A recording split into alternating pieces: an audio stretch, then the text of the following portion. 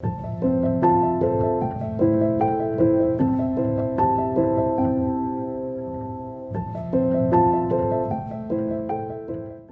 Tainá, que bom o seu programa, sempre animado, sempre alegre e muito feliz a gente já fazer esse bate-bola, já sair daí e já começar aqui com um programa de aconselhamento bíblico. Seja bem-vindo a todos. Quem já estava aí ligado no Sempre Juntos, já fica com a gente, porque hoje a gente vai continuar com o tema da semana passada, e a gente vai falar sobre conflitos na família, famílias, doces e amargas memórias. A gente sabe que a família ela é uma bênção de Deus, ela foi construída por Deus, é um plano do Senhor para propagar a sua palavra, né, com esses relacionamentos que a gente tem uns com os outros. E só que também a família é um centro assim de conflito também, porque as pessoas moram juntas, passam muito tempo juntas, se conhecem, né, há muito tempo. E aí a gente acaba sabendo muito dos defeitos uns dos outros, a gente acaba tendo menos paciência. Então, a gente está aqui para falar sobre isso, porque é difícil a gente escapar dos conflitos dentro de casa, né? Então, hoje a gente vai falar sobre um pouco mais sobre o tema. Não deixem de participar no chat, a gente quer sempre ver a opinião de vocês, a gente vai ficar de olho aqui, vou ficar de olho aqui nos comentários. Fale o que vocês pensam, falem das suas famílias. Se vocês quiserem dar os testemunhos de vocês também, façam perguntas que, na medida do possível, a gente vai tentando responder. E hoje eu já vou chamar aqui o pastor Alberto, que vai falar um pouquinho do que já foi falado na semana passada, vai fazer uma introdução e a gente vai seguir com coisas novas para a gente poder resolver todos os conflitos que a gente tem na nossa família com a graça do nosso Deus. Com você, pastor. Boa tarde a todos vocês que nos acompanham no programa Aconselhamento Bíblico.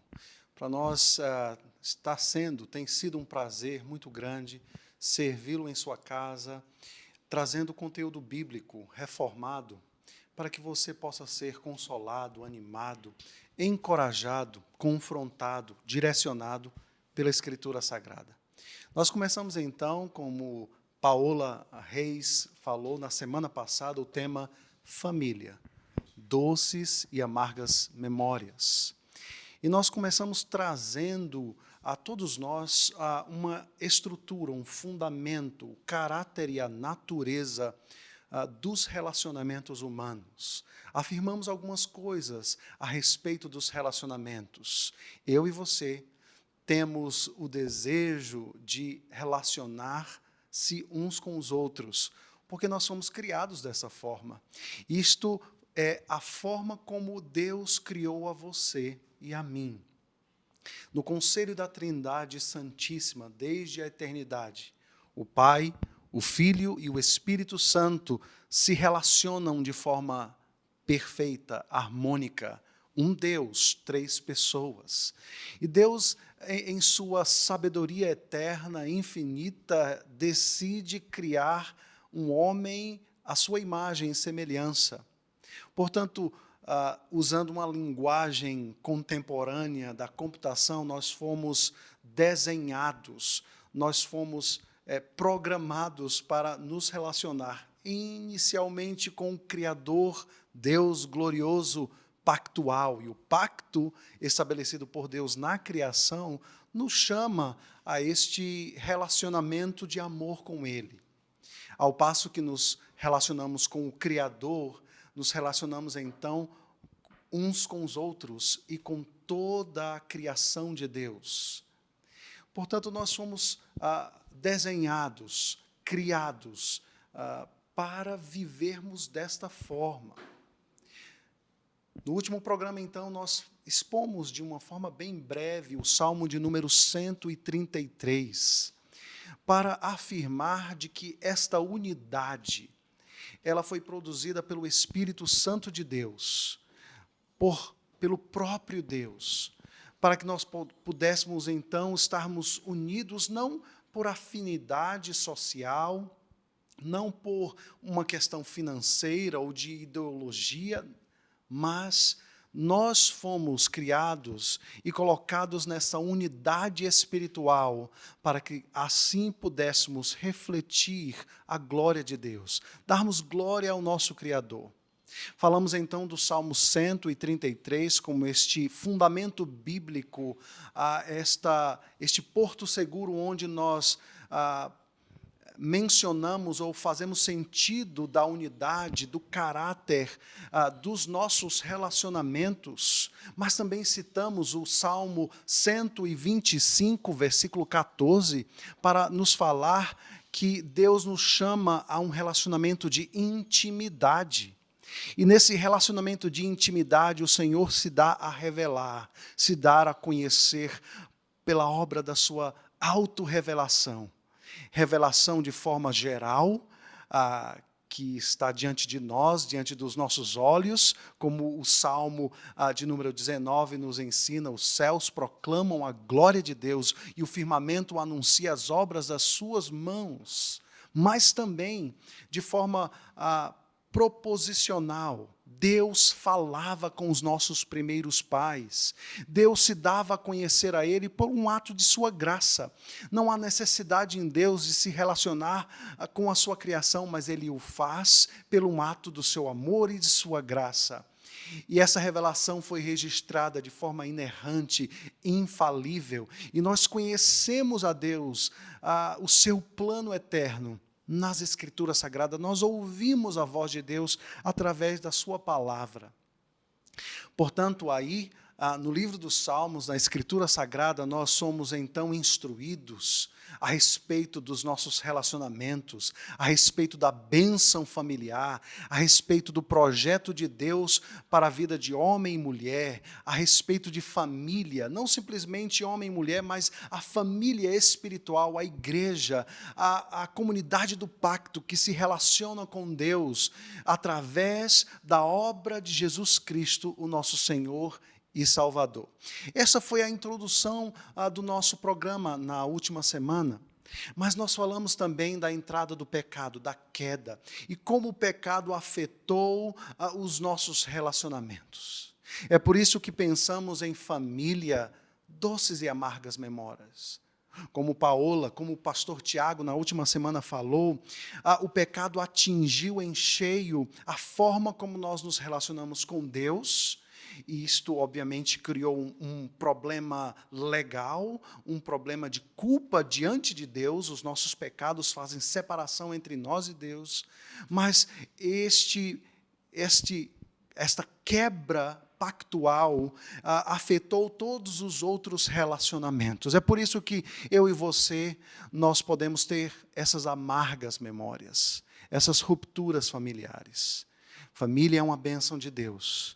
Mas também, muitas vezes, por causa do pecado, ela se transformou, muitas vezes, em uma arma mortífera. Pessoas ferem outras pessoas, pessoas magoam outras pessoas, pessoas usam as palavras de forma maldita e, com isso, trazem graves e profundas feridas, tristezas, amargura, sentimento de querer se vingar, ira, explosões, ressentimento, mágoas e tantas outras coisas. Mas nós temos passos para falar a respeito da graça de Deus. No programa de hoje, então, nós queremos falar a respeito de como nós podemos resolver esses conflitos. O tema do programa vem a nós pensando em encorajá-lo, animá-lo, a não perder as oportunidades que você vai ter na semana que vem. Quando você se reunir aí com um grupo de amigos, em família ou entre colegas, amigos da igreja ou amigos do trabalho, para celebrar este momento natalino.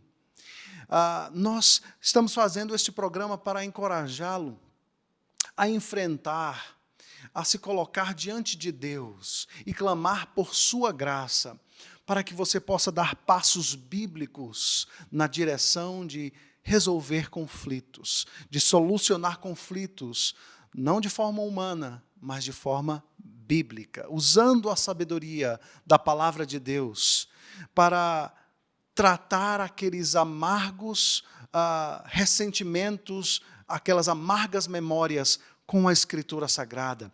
Este tema é para te animar e te encorajar e te dar esperança de que em Cristo, e somente através de Cristo, os nossos relacionamentos familiares podem sim ser tratados. Mas a sua pergunta pode ser então, como, pastor, nós podemos resolver conflitos familiares que muitas vezes se arrastam por décadas? Pessoas que não se falam, pai, mãe, marido e mulher, filhos, tios, noras, genros, cunhados. Pessoas que estão fragmentadas internamente, espiritualmente, em seus relacionamentos.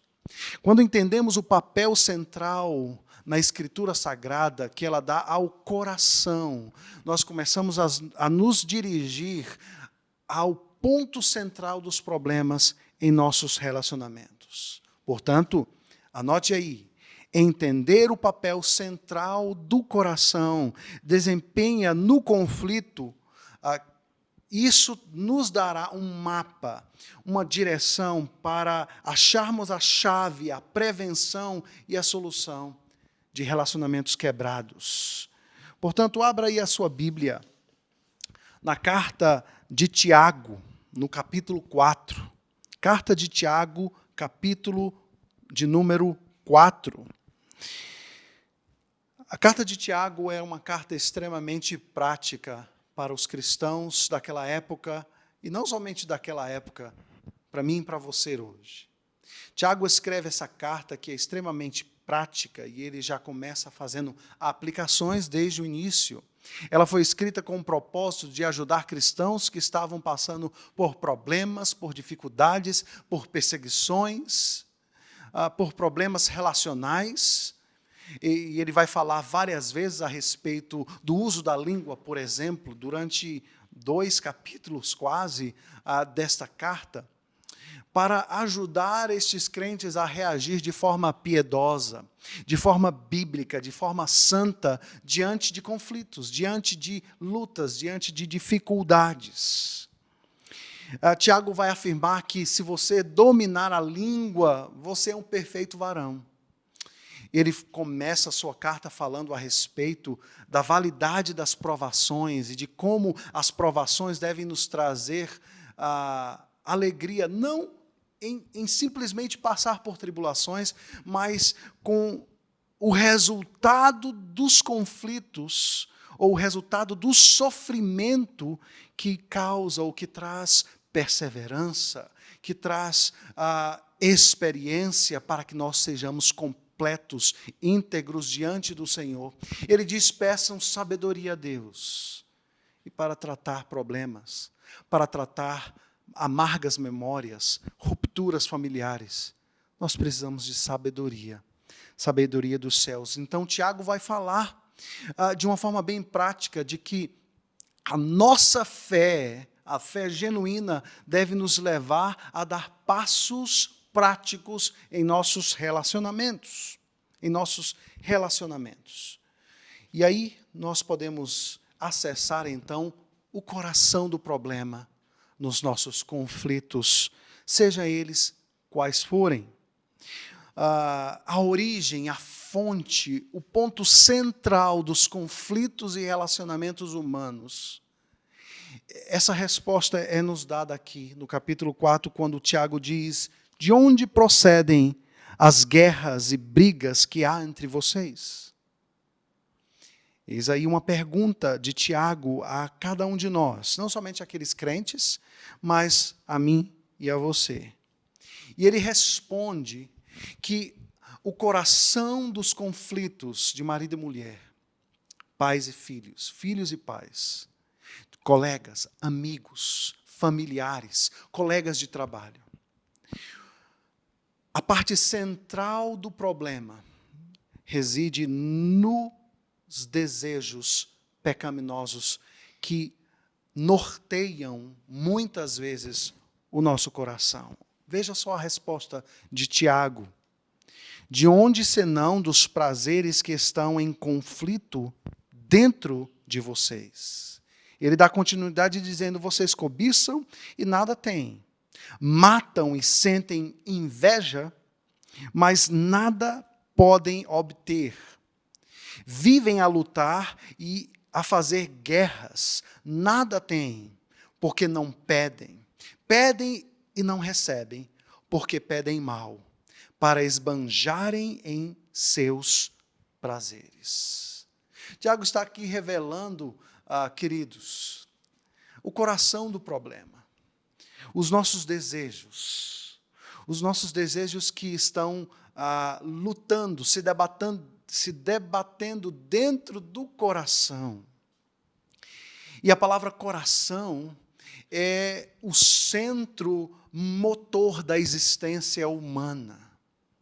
Tudo que nós pensamos, sentimos, desejamos, nasce no coração. Tiago está nos mostrando que o problema é muito maior do que uma circunstância, digamos, contextual, familiar, cultural. O problema no coração é sempre primordial nas quebras e nas lutas e nas dificuldades dos relacionamentos humanos. Mas Tiago vai além para revelar o que está por trás desses desejos pecaminosos que nos conduzem às guerras, aos conflitos, ao ressentimento, à inveja e a todos os outros sentimentos que estão por trás dos conflitos e geram amargas memórias em nossos relacionamentos familiares e não familiares. O versículo 4 nos vai mostrar o problema central, e o problema central é um problema de ordem espiritual, não um problema de ordem sociológica, cultural, fisiológica, biológica. Não, o problema central está no coração, mas se revela de uma forma espiritual, pois ele nos chama de gente infiel. O original grego para essa palavra gente infiel, mais traduzido de forma literal, é adúlteros. O que ele está querendo dizer aqui, queridos, queridas, é que o problema dos desejos pecaminosos revelam uma questão espiritual, ídolos funcionais que estão governando o nosso coração. Tiago diz, adúlteros, literalmente falando, vocês não sabem que a amizade do mundo é inimiga contra Deus? Aquele, pois, que quiser ser amigo do mundo se torna inimigo de Deus. Ou vocês pensam que é em vão que a Escritura diz, é com ciúme que por nós anseia o Espírito que Ele fez habitar em nós? Perceba aí, então, ele apontando para essa questão de adultério espiritual, e o significado aqui é quando os meus desejos ocupam o lugar que somente Deus deve ocupar. Quando os meus desejos, que fazem parte da minha vida humana, são elevados a um nível, a um patamar que substitui a Deus, o Deus Criador pactual. Na realidade, de forma prática, eu estou erigindo ídolos no meu coração. E Tiago revela aqui algo estonteante, maravilhoso, profundo, para mim e para você nessa tarde. Tiago diz, nos revela ou nos traz à tona o ciúme de Deus. Portanto, a partir de Tiago, nós entendemos que existe um ciúme santo, muito diferente do ciúme humano, pecaminoso, de manipulação, de dominação, de transformar o outro num objeto do seu prazer. O ciúme de Deus é aquele desejo santo, genuíno, natural em Deus, de ter comunhão com os seus filhos. Deus não abre mão desta comunhão, deste relacionamento. Isso realmente traz à tona um Deus que está demonstrando aqui o seu amor, a sua intenção de nos amar e de se relacionar conosco. Ele vem ao nosso encontro para tratar este problema do nosso coração. Portanto, diante desses primeiros versículos de Tiago, nós encontramos que existe sim um problema. Ele é grave, ele está situado nos desejos pecaminosos que ardem no nosso coração. O nosso coração como centro motor da vida, de onde procedem todas as coisas. E que isso, na realidade, revela ídolos que estão dominando, estão substituindo a adoração ao Deus verdadeiro. Mas, como a Bíblia é maravilhosa, ela nos dá um caminho de volta. Ela não nos deixa debatendo na nossa própria miséria.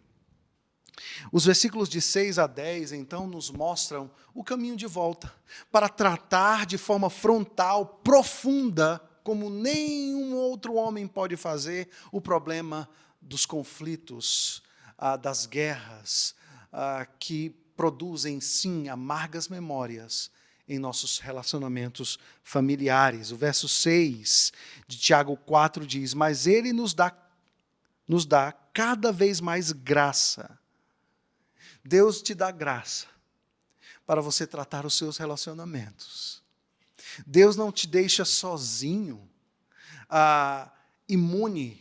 Deus não te deixa sozinho à mercê dos seus desejos, dos seus sentimentos, talvez os seus pensamentos escravizadores, que trazem tanta amargura ou ressentimento.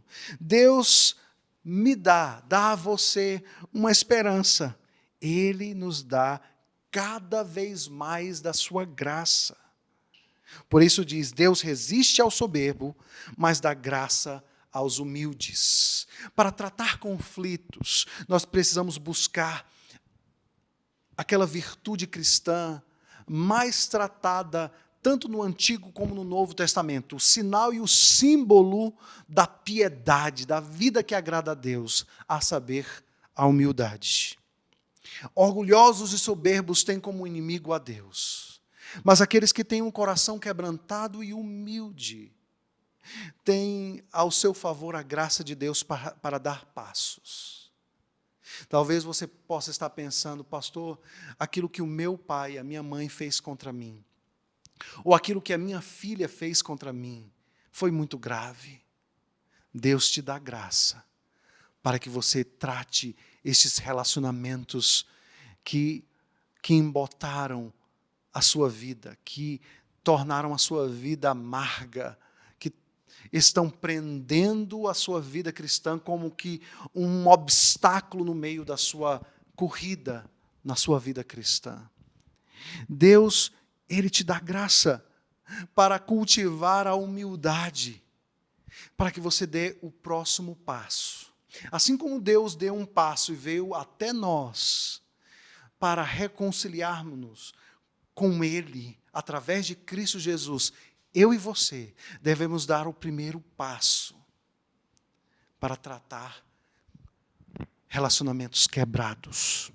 Relacionamentos quebrados. Portanto, ele continua dizendo: portanto, sujeitem-se a Deus, mas resistam ao diabo, e ele fugirá de vocês. Cheguem perto de Deus, e Ele se chegará a vocês. Limpem as mãos, pecadores, e vocês que são indecisos, purifiquem o coração. Reconheçam a sua miséria, lamentem e chorem. Que o riso de vocês se transforme em pranto, e que a alegria de vocês se transforme em tristeza. Humilhem-se diante do Senhor e Ele os exaltará. O caminho para tratar conflitos, problemas relacionais, familiares ou não familiares, é o caminho da humilhação. É o caminho da busca da humildade, é o caminho do quebrantamento de coração, é estar perto de Deus. Cheguem perto de Deus, diz a Escritura Sagrada em Tiago capítulo 4. Reconheçam a sua miséria, lamentem, transformem o seu riso em pranto, em lamento, em tristeza. Isso é uma figura de alguém que está sendo quebrantado, alguém que está sendo convencido pela Escritura Sagrada a dar passos. Portanto, ali no dia de Natal, ou no dia de Ano Novo, se existe aquela pessoa que feriu você em algum momento da sua caminhada, dê o primeiro passo. Passe aí esses dias que antecedem ao Natal e o Ano Novo, orando, quebrantando-se diante de Deus, pedindo a Deus sabedoria, para que você, sim, você possa dar passos de fé. E a mudança real e verdadeira na Escritura Sagrada é quando nós damos esses passos de fé em direção à pessoa, crendo em Cristo, não em você, crendo na palavra, não nos seus argumentos, não nas suas articulações intelectuais para justificar as suas coisas, as coisas que você fez. Eis aí o que a Escritura Sagrada nos traz a partir do livro de Tiago. Portanto, perceba isso no seu coração. O quanto Deus ele tem algo extraordinário para a sua vida nesses momentos familiares que vão se seguir diante de nós. Precisamos entender, então, como isso se articula no coração. Quando os meus desejos se transformam em ídolos, eu passo a exigir coisas. Quando essas coisas se encravam no coração, é importante que você se autoavalie, avalie-se em seu coração, com o que eu estou preocupado, em que eu estou colocando a minha confiança, onde está a minha satisfação. Existe algo que desejo tanto que seria capaz de decepcionar ou magoar outras pessoas a fim de obtê-lo?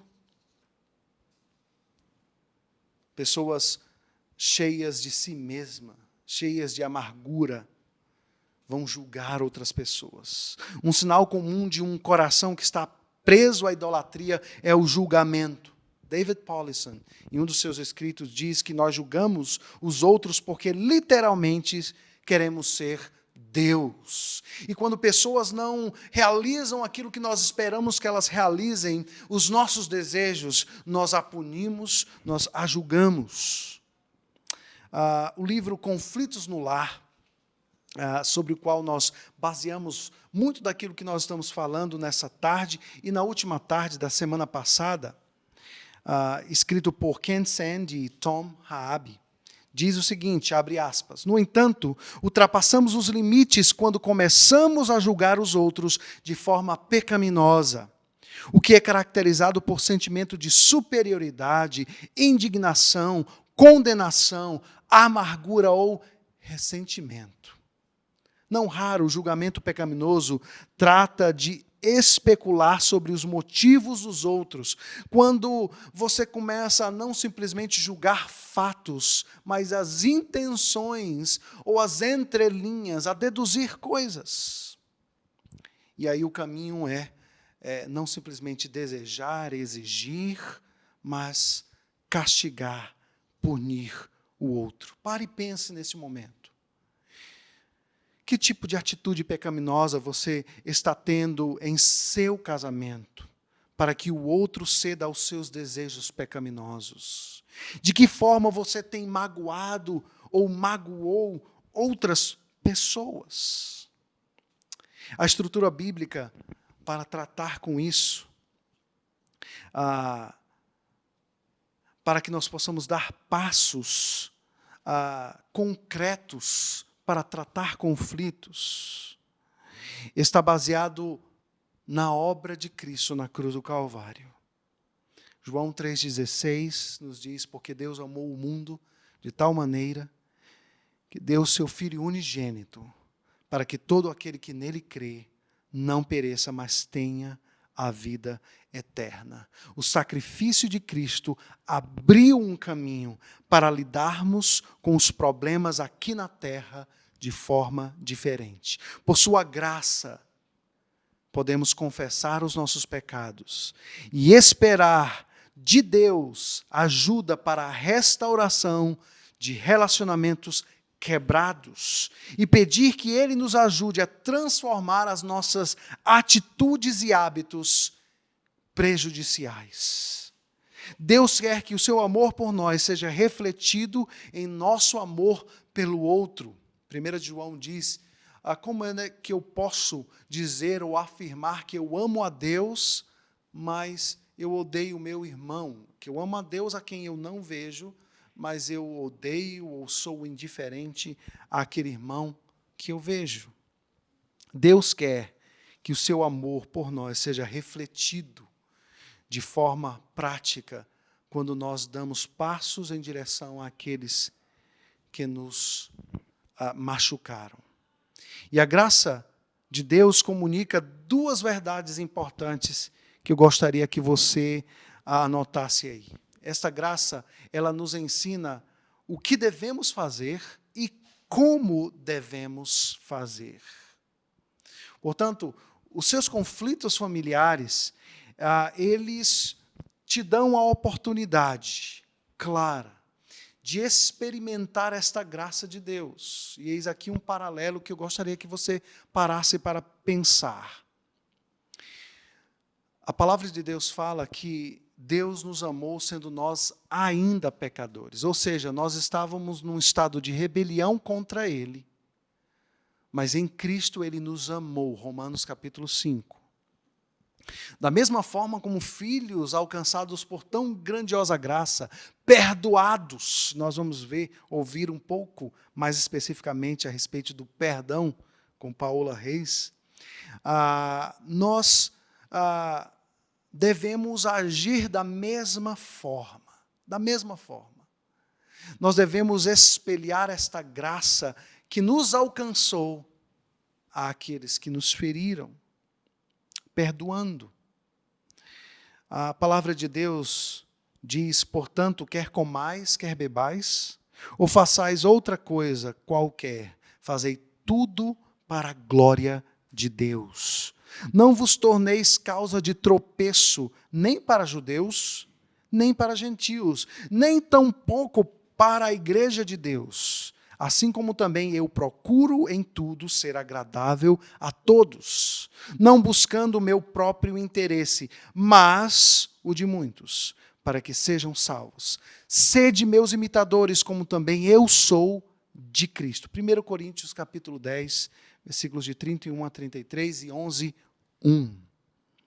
Paulo viu o conflito como uma oportunidade para glorificar a Deus, servir outras pessoas e crescer no conhecimento da pessoa de Cristo. Portanto, a resolução dos nossos conflitos familiares, e eu digo, não familiares também, ele tem pelo menos 4 motivações. Em primeiro lugar, vise a glória de Deus. Vise a glória de Deus. Os conflitos criam oportunidades para que nós glorifiquemos a Deus através dos nossos atos graciosos em direção aos nossos irmãos, em direção aos nossos familiares. Quando um pecador, orando e quebrantando o coração diante de Deus, sendo sincero, dizendo, Senhor, por mim mesmo eu não tenho condição de conversar com aquela pessoa que vai estar naquele mesmo ambiente que eu vou estar. Mas eu careço da tua graça, do teu poder, e eu quero fazer isso para a glória do teu nome.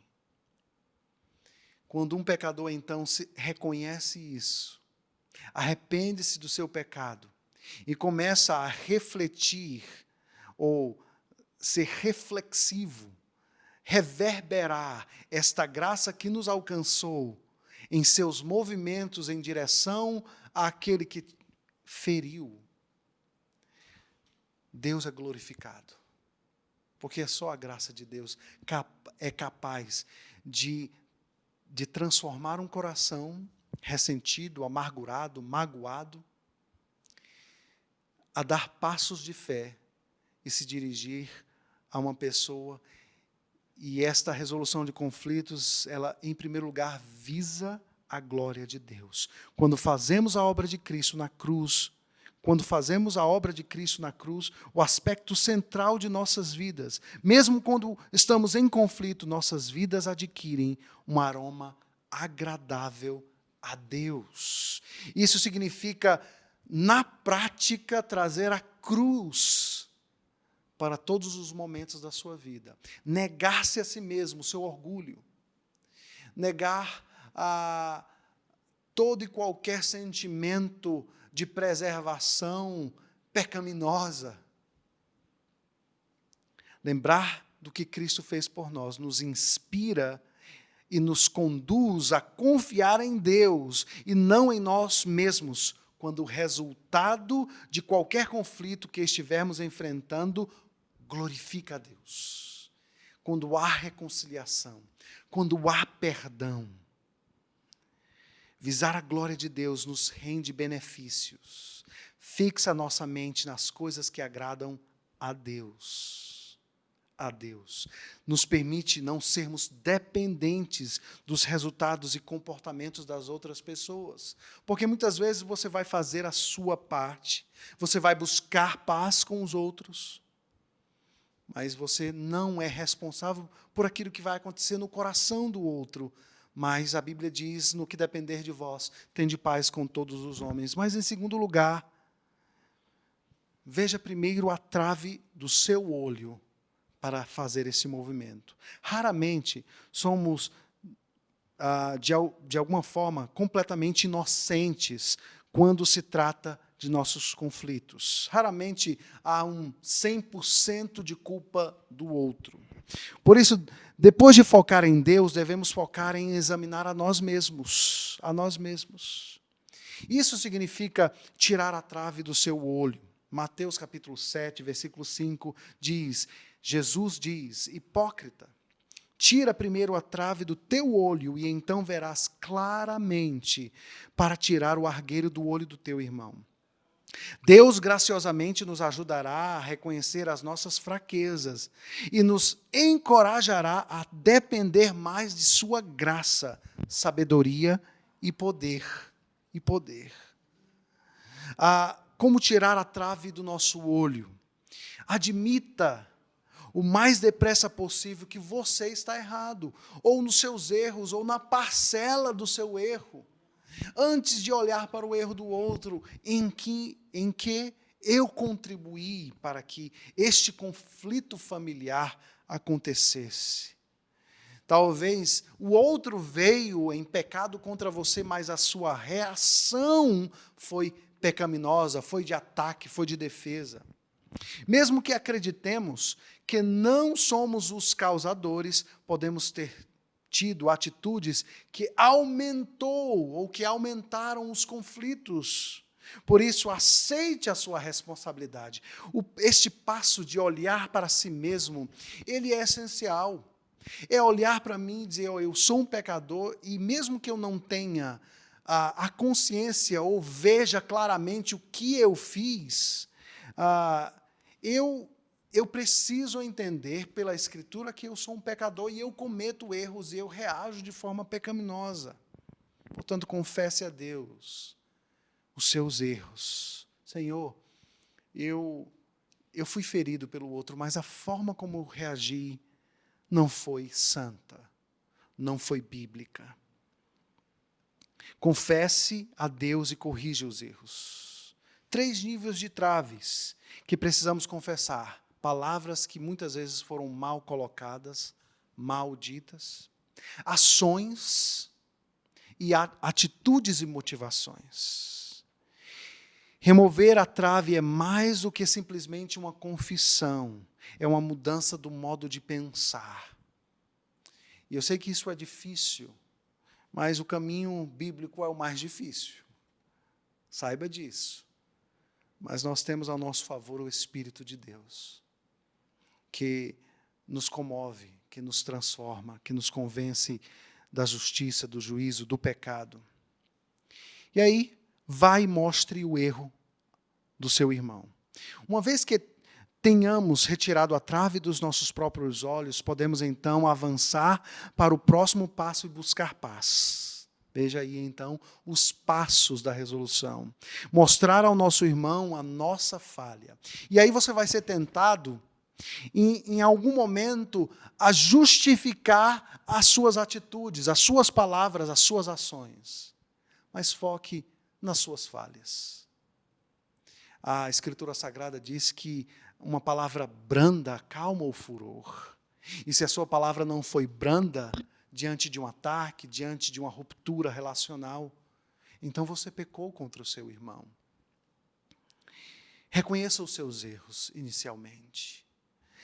Eu não estou dizendo que você tem que encobrir o erro do outro, como se absolutamente nada tivesse acontecendo. O pastor Tiago, na última quinta-feira, nos trouxe o exemplo de José do Egito, que ao encontrar os seus irmãos e dar estes passos da reconciliação, e perdoá-los, e abraçá-los, e beijá-los, e amá-los, e trazê-los para o Egito, ele tratou a coisa. Ele claramente diz: o mal que vocês fizeram a mim, Deus tornou em bem. Ele tinha a visão da perspectiva de Deus. Ele interpretou os fatos da perspectiva de Deus. Um Deus soberano que conduz todas as coisas e que é soberano até mesmo sobre o pecado dos homens. Portanto, reconheça as suas falhas. Algumas pessoas adoram a oportunidade de chegar no outro e falar o que realmente as interessa, as falhas deles. Mas faça o contrário, faça o que a Bíblia nos ensina. Fale a verdade em amor. E a respeito disso você precisa pensar, você precisa matutar, você precisa se preparar para falar isso. Existem basicamente dois grupos: aqueles que não têm problema de falar a verdade, mas como falam a verdade, elas atropelam as pessoas, elas ferem as pessoas. E a verdade é dita sem amor. Ouça bem o que eu vou dizer. Falar a verdade em amor, sem amor, é pecado. É pecado. A Escritura Sagrada, lá no texto de Paulo, escrevendo aos Efésios, no capítulo 4, se não me engano, versículo 15, diz: seguindo a verdade em amor. Outra tradução diz: falando a verdade em amor, para que haja edificação. A verdade precisa ser dita, mas ela precisa ser dita em amor. Isso exige oração, humildade, sabedoria, amor e firmeza. Mas ela precisa ser dita. O confronto deve ser dito, deve ser feito. Algumas pessoas, dizendo que amam, omitem a verdade. Isso também é pecado. Nós precisamos, de fato, de tratar essas coisas falando a verdade em amor. Isso criará ou produzirá no nosso meio, no meio da sua família, um modelo que vai ter um efeito em cascata.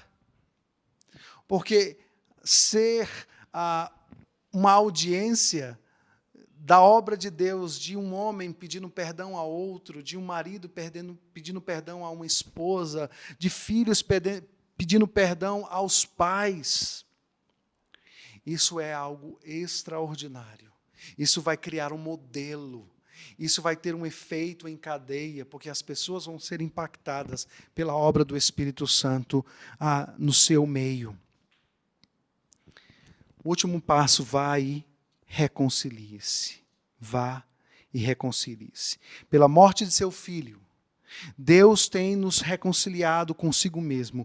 Deus perdoou os nossos muitos pecados por um preço incalculável.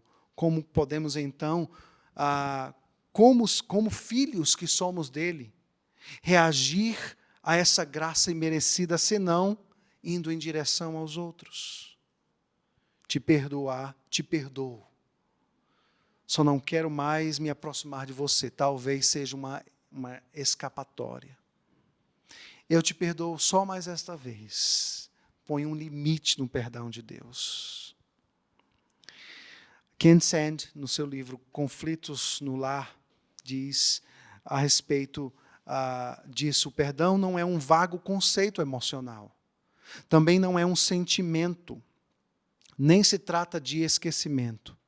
Deus não se esquece dos nossos pecados de forma passiva. Ele escolhe não se lembrar deles de forma ativa. Perdão também não é justificar o erro dos outros O próprio fato do perdão ser necessário indica que alguém fez algo errado e não justificado. O perdão é um ato de vontade, uma decisão consciente de perdoar livre e completamente o nosso ofensor. Fecha aspas. Eis aí os passos para que eu e você possamos não perder a oportunidade. A oportunidade de glorificar a Deus através das nossas atitudes, de tirar a trave do nosso olho fazendo um autoexame, de ir até o outro e reconciliar-se, e assim glorificar a Deus. Não perca a oportunidade que Deus te dará. Eu gostaria de orar por você nesse instante, mas nós não estamos ainda acabando o nosso programa. Nós vamos ter ainda uma outra parte, e eu gostaria que você continuasse nos assistindo. Mas eu gostaria, nesse momento, de orar por você. Vamos orar? Santo e eterno Deus, nós queremos te pedir, ó Pai, que o Senhor Deus toque o coração daqueles que estão nos assistindo nesta hora e daqueles que assistirão a este programa em um outro momento. Pai amado, o Senhor sabe o quão difícil é para nós, pecadores, darmos passos concretos de fé para a resolução de conflitos, principalmente dos conflitos familiares. O Senhor sabe o quão orgulhosos nós somos, o quão duros muitas vezes nós somos. Mas nós queremos te pedir que o Senhor quebrante o nosso coração e que nenhum de nós perca a oportunidade de resolver esses conflitos de família de forma bíblica. De forma bíblica. Essa é a minha oração que eu faço, no nome de Jesus. Amém.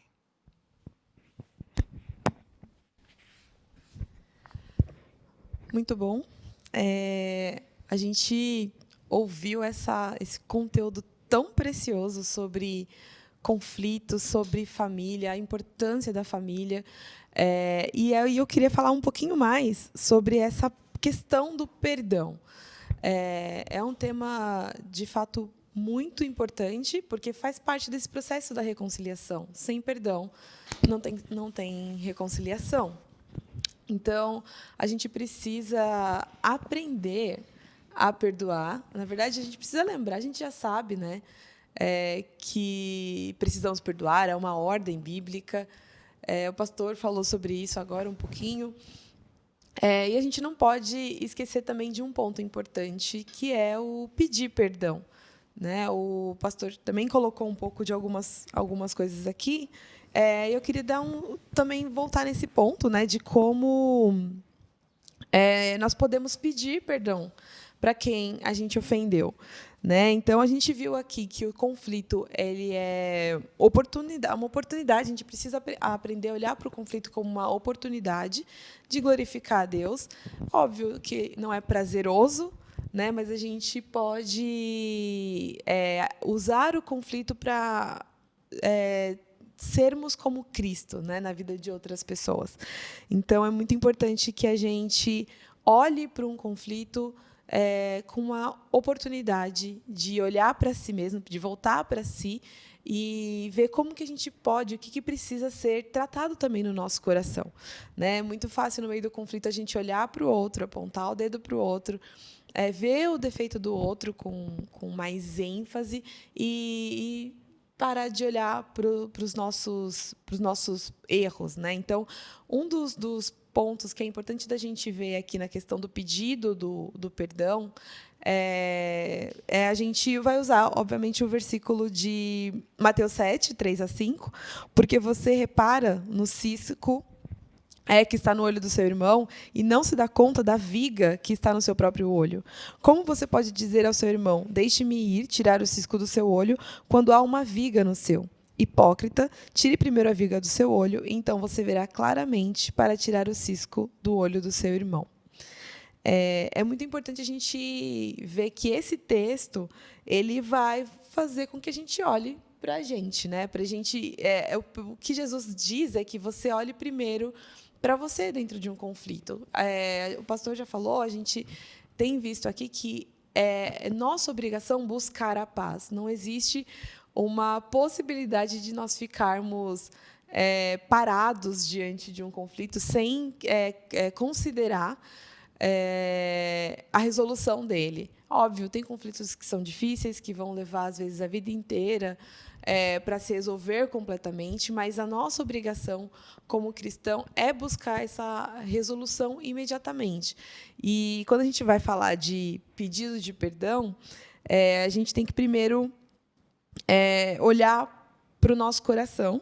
E o próprio Jesus vai falar que, nessa questão de olhar o outro, né, olhar o defeito do outro, a gente tem que olhar para os nossos pecados como vigas ou traves, dependendo da tradução, enquanto o do outro é um cisco. Então, como que a gente faz isso de forma prática nesse processo, né?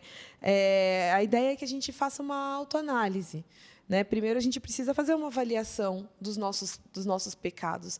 Para e pensa como foram as suas atitudes, o seu coração, antes, durante e depois do conflito.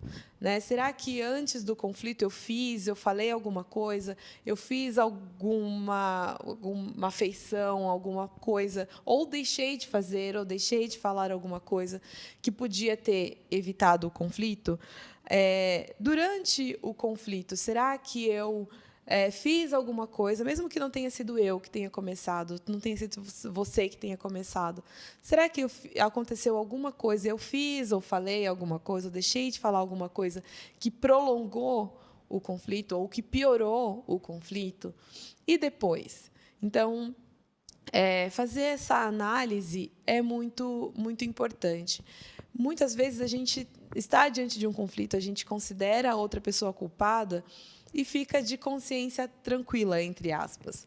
Né? Então, é importante a gente fazer essa avaliação e não confiar nos nossos sentimentos. A gente precisa lembrar que Davi estava de consciência tranquila quando ele pecou em relação a Batseba e assassinou Urias. Ele não estava preocupado. Né? Então, é importante a gente pensar que a nossa consciência, o nosso coração é enganoso.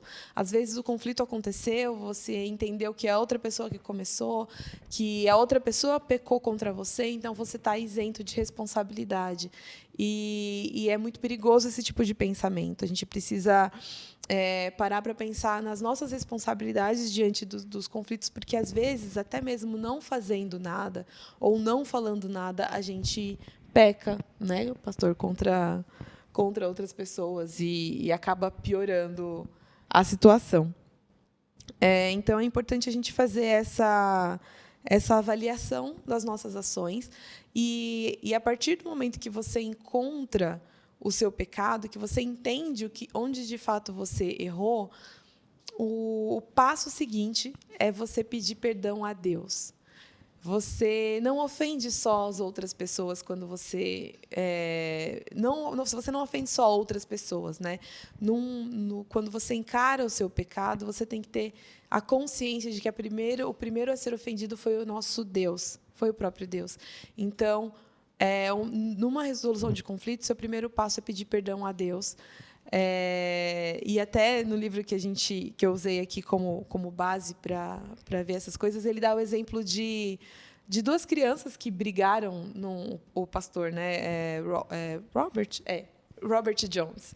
Ele dá o exemplo de duas crianças que brigaram na igreja deles e os pais, eles sempre brigavam, e os pais, quando viam aquelas crianças brigando, eles iam até o seu filho, né, que tinha batido no outro, e falavam: olha, vá e peça perdão ao seu amiguinho. Aí a criança ia chorando, pedia perdão, e ele elogia essa dinâmica, porque ele fala que é até raro os pais que fazem isso, né? É muito comum pais ignorarem esse tipo de situação, mas ele lembra que eles esqueceram uma parte importante, né?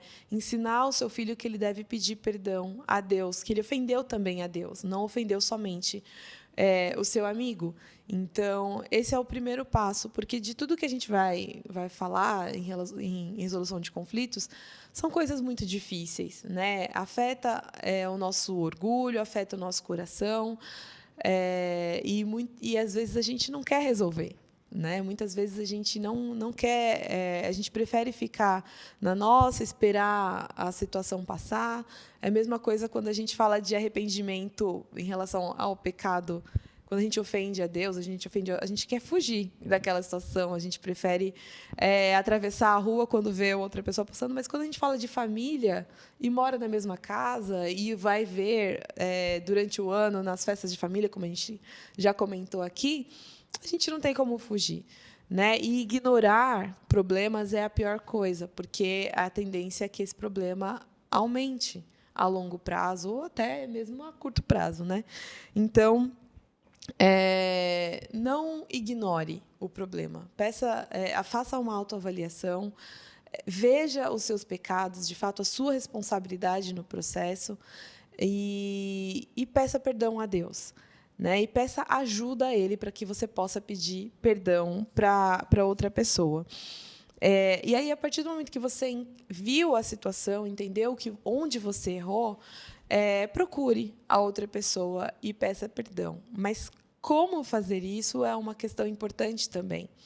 Não peça perdão e use palavras como se, mas ou talvez, né? Mas e se você não tivesse feito desse jeito? Ou tentando se justificar, ou tentando explicar, colocar a responsabilidade da sua falha em situações externas. Assuma a sua responsabilidade e peça perdão. Uma outra questão importante é que você seja específico no que você está pedindo perdão, né? Um exemplo, por exemplo, um pai pode ter magoado o próprio filho e falar: olha, me perdoa porque eu fui um pai relapso. Seja direto: olha, me perdoa porque eu prometi que eu ia no seu jogo e eu não fui, eu me atrapalhei na minha agenda e eu vou tentar não fazer de novo, vou não fazer de novo. Então, seja específico na forma como você vai pedir perdão. Reconheça a dor e a tristeza da outra pessoa. Se coloque no lugar dela. Muitas vezes a gente vai pedir perdão por obrigação, né? Ai, tem que ir, então vou lá, vou pedir perdão. E a gente já fica na expectativa que a pessoa peça perdão de volta e tudo vai se resolver se isso acontecer. E, na verdade, não é esse o ponto. A questão é você avaliar o seu coração, de fato, fazer a sua parte para agradar a Deus e para ver aquele conflito sendo solucionado. Então, considere a dor da outra pessoa no que você fez contra ela. Aceite as consequências. Pecados têm consequências. Então, às vezes, a pessoa vai precisar de um tempo para te perdoar. Você vai ter que, de fato, às vezes, restituir um mal que você fez. Então, aceite que isso precisa acontecer. Não entenda que o perdão vai simplesmente cortar e apagar o passado. Isso não acontece. Mude o seu comportamento e explique para outra pessoa que você pretende fazer, como eu dei o exemplo do pai. É muito importante que, se você ofendeu e sabe que você pecou, você busque não fazer mais, né? É muito ruim quando... Tudo bem que a Bíblia fala para a gente perdoar 70 vezes 7, dá o exemplo das pessoas que vão e voltam no mesmo dia pedindo perdão. Você não precisa ser essa pessoa, né? Você precisa buscar mudar a sua atitude. Se você é uma pessoa muito iracunda, se você é uma pessoa muito amargurada e você tem magoado as pessoas com isso, busque mudança, busque mudar de atitude com a graça do Senhor. Como você pedindo perdão primeiro a Deus, você também pede ajuda dele para que esses conflitos sejam resolvidos. E, por último, né, num passo bem prático nesse sentido, peça perdão e dê tempo. A pessoa, às vezes, que foi magoada, ela vai precisar de tempo para te perdoar. E não significa que ela vai te perdoar, que ela vai te perdoar, na verdade, que ela vai te perdoar automaticamente. Não fique cobrando, não fique jogando na cara: ó, já vim pedir perdão, então agora você perdoa. Ou, agora eu já fiz a minha parte e a culpa está nas suas costas. Na verdade, não é assim. Se você quer, de fato, resolver o conflito e entendeu a sua responsabilidade no processo, peça perdão e dê tempo, espere e ore muito por aquela pessoa e por você e para a resolução dessa situação. Eu achei maravilhoso, Paula, assim, essa questão. Eu acho que muito importante que você tratou a respeito Dê tempo à pessoa. Digamos, imagine alguém, um cônjuge que foi traído. Sim. E uma traição, obviamente, causa uma série de lutas e questionamentos e tristeza e sofrimento, muito sofrimento. E aí, obviamente, o cônjuge que cometeu o adultério, talvez, tome a decisão de pedir perdão para aquela parte vitimada, né? O cônjuge que sofreu o adultério. E muitos cônjuges fazem isso, né? Olha, eu te peço perdão, até choram, né? E diz, olha, foi um momento assim de loucura, eu reconheço que eu errei, isso é pecado, eu te peço perdão, já pedi perdão a Deus. E nós cremos que o perdão foi ali dado. Assim, muitas pessoas passam por isso e perdoam o seu cônjuge. Isso não significa dizer que, no outro dia, quando o cônjuge, obviamente, que cometeu o adultério, chegar atrasado do trabalho, talvez a esposa vai estar lutando. Sim. Lutando no coração para dizer, Senhor, onde é que ele está? O que você estava fazendo? Onde você foi? E aí, é importante que você entenda que esse é um processo que é natural, de tratamento do conflito. E os frutos de um arrependimento genuíno vai fazer com que você se submeta. Se submeta humildemente a dizer, não, querida, olha, eu me atrasei por causa do trânsito, eu vou deixar aqui a localização no celular para que você veja aonde estou. É uma construção da confiança que foi perdida, né? Reconstrução da confiança perdida. Exatamente, Paula, exatamente. A confiança, pense na confiança aí como um vaso, né? Um vaso muito bonito, lindo, de porcelana. Esse vaso caiu no chão e ele está em pedaços. E agora você está reconstruindo. Isso leva tempo. Então, esse processo é um processo doloroso, mas Deus dá graça a ambos. Humildade àquele que realmente cometeu o pecado e a graça para aquele que está reconstruindo a confiança. Obviamente, falar de relacionamentos é um desafio. Sim. É uma luta para todos nós. Pessoas foram magoadas, pessoas sofrem por isso, mas nós cremos, por tudo que nós ouvimos, que a palavra de Deus ela é este alento, a graça de Deus é poder de Deus para lidarmos com as quebras, com as lutas, para que nós possamos olhar para as amargas memórias que passamos em família e possamos encontrar na graça de Deus o caminho de volta, o caminho de transformação, de libertação, de ânimo, de revigoro, de um novo começo. Sim.